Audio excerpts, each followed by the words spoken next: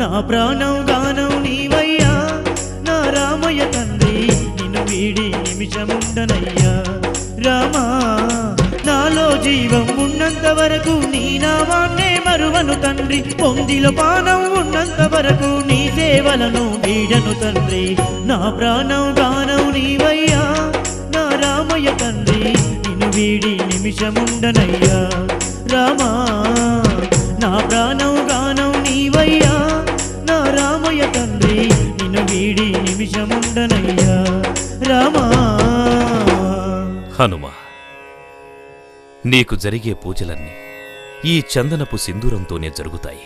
నీకు జరిగే ప్రతి పూజ నాకే చెందుతుంది.